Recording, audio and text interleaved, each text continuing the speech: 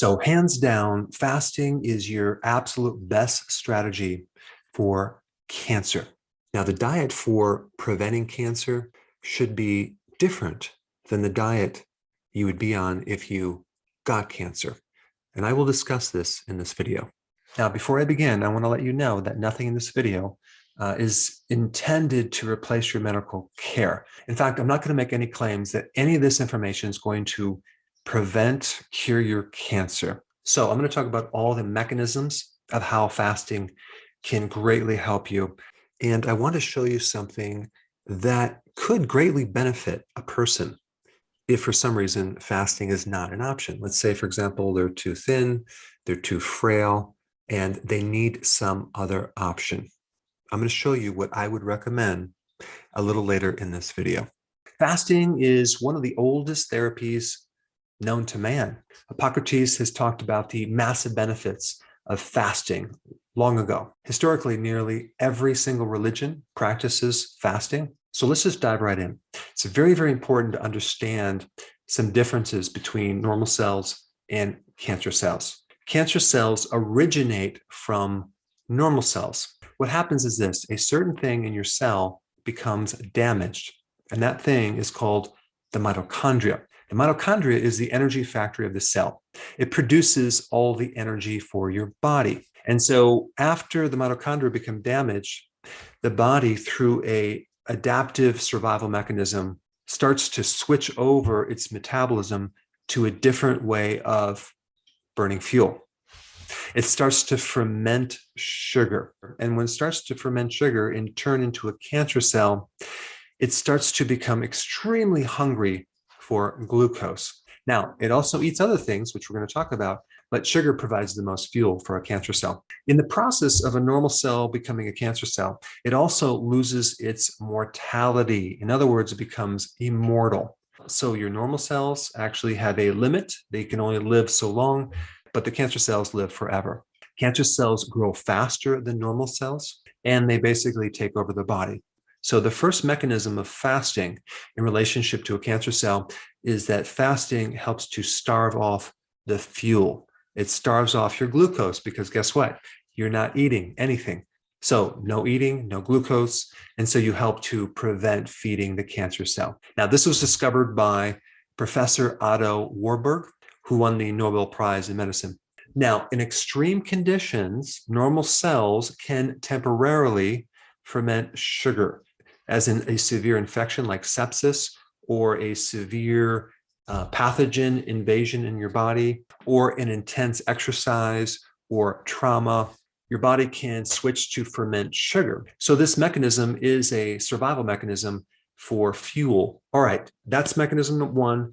Number two, certain cancers can also live on an amino acid called glutamine, as well as another amino acid called arginine. Now, the problem is glutamine, which makes up certain proteins, is very widespread. It's in a lot of different foods. So when you fast, you're not consuming glutamine, so you're going to deprive the cell of this other fuel.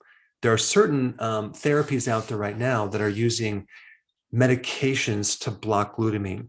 And one is called DAWN, which is a glutamine inhibitor. There are also natural glutamine inhibitors as well. And green tea, with its phytonutrient EGCG, also has the capacity to block glutamine, creating an anti-cancer effect. Also, other phytonutrients in green tea are very anti-cancer. Now, I want to clarify this glutamine amino acid. Avoiding glutamine is not going to prevent you from getting cancer. So if you don't have cancer, you don't want to avoid glutamine.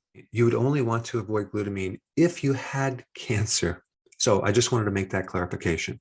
So the problem is you can't fast forever. Eventually, you're going to have to eat. So what type of diet is going to limit the amount of glutamine and arginine? Because they're in a lot of different foods. Well, one thing you want to do is not do a high protein diet. It's better to do a low protein diet if you have cancer, and a moderate protein diet if you're just trying to prevent cancer. But whey protein has a very large amount of arginine. So I would avoid any type of protein powders, especially whey protein. And nuts are also high in arginine, except for the pistachio. So maybe eat more pistachios on that protocol. All right, that's the protein component. Now, the third mechanism I want to talk about in relationship to fasting is this concept of autophagy. You know, autophagy is not a thing, it's a condition. And autophagy means self-eating. It sounds like it's something destructive, but it's something very, very constructive because it's a survival mechanism and your body is eating up damaged proteins and it's recycling them into new proteins as well as fuel. So autophagy is an alternative fuel source, and it can also degrade waste products, and it recycles damaged proteins that you're not using anyway, and it repairs things, and it cleans up things, and it has a powerful effect on cancer. It helps to shrink tumors, and it can actually inhibit cancer development. Now, there's different types of autophagy. One type is called mitophagy. Now, what is mitophagy? That is autophagy for the mitochondria. So your body goes in there and it starts to clean up the mitochondria that are damaged. Remember I talked about the cause of cancer is damaged mitochondria? Well, when you fast, you increase mitophagy. Also, autophagy is a very potent anti-inflammatory mechanism. So you're going to drop inflammation. And the thing about inflammation is that cancer tends to spread into inflammation. And this is why people tend to develop cancer in areas of old injury and areas of inflammation. So it's very, very important to keep inflammation at a minimum. Now, this next point is very, very interesting. Autophagy also cleans up carcinogens. Carcinogens are those things that promote cancer. They can trigger cancer. That would be like pesticides, insecticides, herbicides, fungicides. Now, radiation can also trigger cancer, but autophagy is not going to clean up radiation. Now, there's another piece of this that is very, very important. There are certain conditions that damage your ability to perform autophagy. So those things are obesity, drinking a lot of alcohol, being a diabetic, viral infections, having a fatty liver, having chronic inflammation. All of these things in a chronic nature will increase the risk of cancer because there's less autophagy. And if you haven't guessed it, the biggest thing that triggers autophagy is fasting. All right, the next point I want to bring up, number 4, is your immune system, what fasting can do to your immune system. And this is very, very important to bring up because the two main things that they do for cancer are chemotherapy and radiation therapy. Both of these things destroy your immune system. So your immune system is really a key factor in preventing cancer as well as directly treating cancer. Your immune system has several mechanisms to kill cancer both directly and indirectly. So the killer T cells can directly kill cancer cells. The helper T cells can indirectly recruit certain white blood cells to kill cancer. And the real amazing thing about fasting is that fasting triggers your immune system stem cells in your bone marrow to boost up your immune system and even regrow an immune system that is damaged.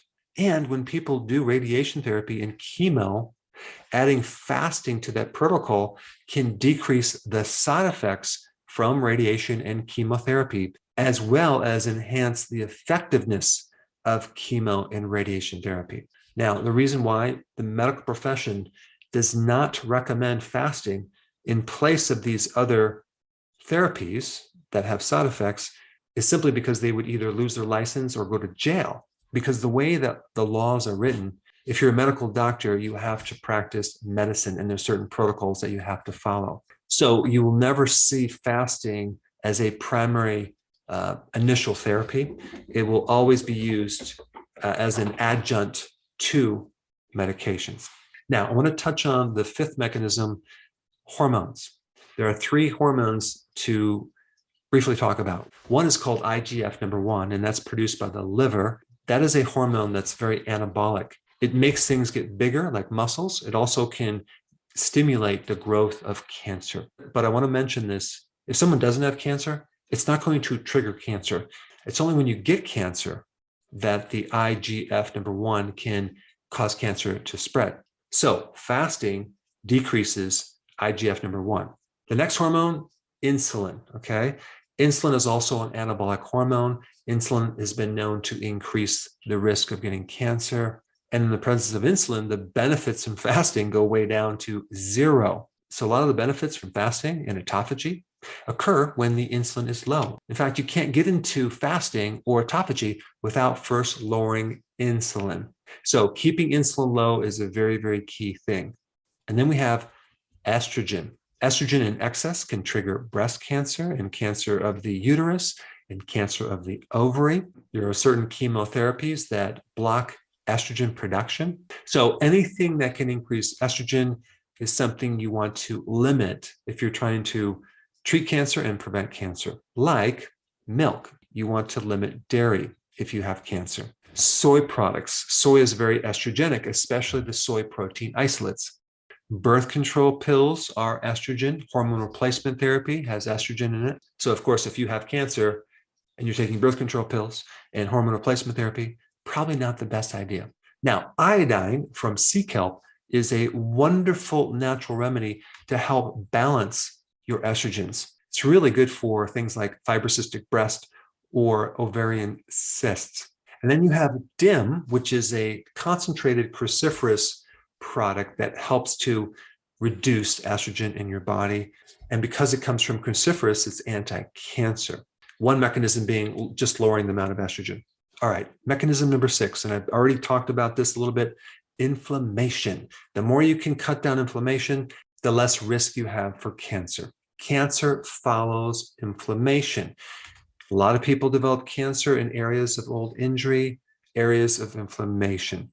I remember when I was in practice, one lady had cancer in a certain part of her breast. And I asked her, have you ever injured that part of your breast? And when she thought about it, she remembered having some trauma in that exact location. Another patient came in with cancer of the brainstem. Okay. I asked him if he ever injured the brainstem. He said, no, but I did fall off of a roof once and I landed on my head. I said, that would be injury to your brainstem. But out of all the things that can rid inflammation, fasting is at the top of the list. And fasting also can boost the antioxidant networks that you have in your body, thereby minimizing the free radical damage and lessening the damage to the mitochondria. All right, now we want to talk about the 7th mechanism here in relationship to fasting, which brings up this other topic, and that is ketones. You now know that cancer can live on glucose and 2 amino acids, glutamine and arginine. But unfortunately, ketones can provide cancer with the cellular membrane structure that the cancer cell needs. So in other words, just because someone's on a ketogenic diet and they're low in sugar does not bulletproof them from getting cancer. So ketones that come from fat provide the raw material for the membranes around cancer cells. So I didn't know this initially. This is some new information that I tried to suppress for quite some time, but it kept coming up. So I finally dug into some of this research to kind of accept the fact that ketones, unfortunately, can feed the cancer some of the structural parts that it needs, even though ketones themselves have an anti-tumor effect, okay? So here's the dilemma or problem that we're in, but I'm going to give you a solution. If we can't eat carbs and we're not supposed to eat much protein, and now we can't eat fat, what the heck can we eat? We can't fast forever. Now, I've mentioned in other videos that I am doing some research or supporting some research in Europe related to a non-toxic way to block ketones. And even some of you have supported this research, which you probably have gotten an email on the updates. But this is very exciting research and so far, so good. And even though this research is being done in mice, you always start with mice before you do human studies. So this is based on some very interesting data about cancer cells versus normal cells. So with cancer cells, there's really only one door for ketones to feed its membranes. Okay, there's just one door, one chemical pathway.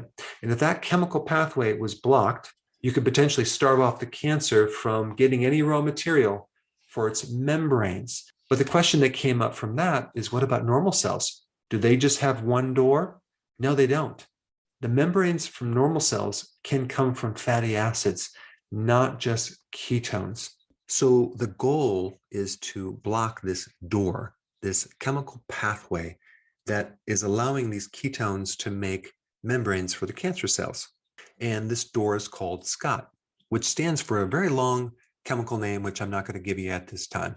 And there just happens to be SCOT inhibitors, okay, both in the medication area, as well as using natural things that have less side effects. And that is the area that we are evaluating right now, doing studies in Europe on mice, and so far with great success. So the following SCOT inhibitors are the ones that are showing the most promise. Number one, we have alpha-lipoic acid. Number two, Garcinia. Then we have red algae, and then black seed oil, and then garlic. Okay, garlic handles a slightly different, it's called a salvage pathway, which I'm not going to get into now, but garlic is very, very important. These are all SCOT inhibitors that work synergistically to help starve the cancer of its raw material for its cellular membranes. Now, if you want more details on this strategy, there's some additional studies which are quite fascinating, and I put those in the description below.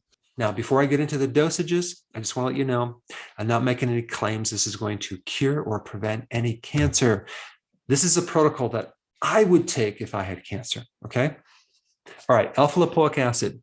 I would start out at 0.4 grams and gradually, over the course of 3 weeks, increase that amount to 1.8 grams per day. Now, as far as Garcinia, I would start at 1.2 grams and gradually increase to 3 grams over a course of 3 weeks.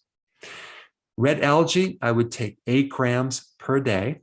Black seed oil, I would take 500 milligrams twice a day. And then garlic, I would take 500 milligrams 4 times a day, but that would only be if I'm not consuming actual garlic in my meals or in other forms. So this protocol is designed to shut that door so this pathway called SCOT cannot be an option for the cancer to get its raw material for its membranes. Now, another question that you might be thinking about, the ketogenic diet increases ketones, but fasting also increases ketones even more than a ketogenic diet. So how can fasting help someone with cancer if it's feeding the cancer cell ketones? Well, the answer is this. When you do fasting, you also create at the same time an epigenetic effect, way higher than the effect of just taking ketones. So there's a lot of other things that are going on when you're doing fasting that apparently override this mechanism of ketones feeding the cancer membrane through SCOT. All right, let's talk about the fasting protocol. There's 2 different protocols. One is for prevention. And I'm going to tell you right now, the best thing you can do right now is to do whatever you can to prevent cancer, because once you get cancer, you have the medical profession who is giving you all this information and putting the fear of God in you that you better do this and you better not do this. And it's a massive confusion. Not to mention friends and family giving you their 2 cents. Not to mention the fear of having cancer and unsure what to do. So at a very minimum, you want to be doing 16 hours of fasting and have an 8-hour eating window. And when you eat, you want to do low carb. So the ketogenic diet and intermittent fasting is the best way to prevent cancer, because that's going to prevent the damage in the mitochondria. All right, so what do you do if you have cancer? Well, you want to do regular fasting, but you want to step it up to at least 18 hours fasting with a 6-hour eating window. And if you could, I would do more than that. I would do like a 20-hour fasting with a 4-hour eating window, or even do OMAD, where you're eating 1 meal a day. Now, in addition to that, I would do weekly fasting for 2 days. That's 4 to 8 hours. Very, very important. Every week, If you can't do 2 days of fasting, then do 2 days of 500 calories. Now, to me, that's going to be a lot more difficult because you haven't really adapted to that and you're just lowering calories. And if you eat just a little bit, you're going to be more hungry. But it has been shown that a calorie restrictive diet can actually be very beneficial to help someone with cancer. All right, then once a month, I would recommend fasting for at least 4 days, but I would recommend going up to 7 days if possible. That's once a month. And then when you eat, the main dish should be cruciferous vegetables, okay? And a lot of them. And so maybe your meal would have a base of broccoli, or maybe it would be kale or cabbage or cauliflower. And there's a lot of different great recipes that you can make with this base of cruciferous. Now, why would you recommend cruciferous? Number one, it's low in protein. Number two, it's low in fat. It's low in carbs. It has huge anti-cancer properties. It also is anti-angiogenic. What's that? That is a property that helps to starve off the cancer of its blood vessels, okay? It's a thing I haven't talked about, but it can help with that. Because if the cancer cells can't get a blood supply, they die. And cruciferous also help increase phase 1, phase 2 detoxification of your liver, helping to minimize carcinogens. So I would recommend about 10 cups, okay, per day. Now, if you're doing OMAD, 1 meal a day, that would just be 10 cups in that one meal. Now, as a side dish, you would want to have low protein, okay, not high protein. So maybe it's like 3 ounces of protein. The type of protein I would recommend would be protein high in omega-3, fatty fish, sardines, even cod liver, things like that. Omega-3 fatty acids are very, very, very beneficial when someone has cancer. Now, as far as fat goes, olive oil would be probably one of the best fats that you can consume. It has wonderful anti-cancer properties. And cod liver oil, being omega-3, apparently, even though it's a fat, won't turn into ketones and won't feed the cancer the raw material for its membranes. Now, if you can add cruciferous sprouts, as in broccoli sprouts, you'll have even a more potent effect on this cancer. And of course, you want to avoid cheese and soy and conventional foods that have pesticides. You want to do mainly organic. Now, of course, I'm just telling you the ideal situation, okay? Not everyone is going to be able to eat this way. Now, the main reason why we are doing this study is to figure out what we can do to not only enhance the benefits of fasting, but also to come up with a method of blocking this chemical pathway, this door called SCOT, which would really be beneficial for those people who just cannot do fasting, whether they're too thin or they're too frail or they just can't do it. We're trying to find out the results of what would happen if someone didn't fast and just did these nutritional protocols. But I think ideally, if you did fasting and these nutritional protocols, would really be a very good strategy. Last thing I want to mention is, unfortunately, the success rate, the effectiveness of chemo and radiation are very, very, very minimal. But I want to emphasize the prevention of cancer is the most important thing you can do right now. If you're new to my channel and you want to learn how to do healthy keto and intermittent fasting, I have a very short playlist right here. Check it out.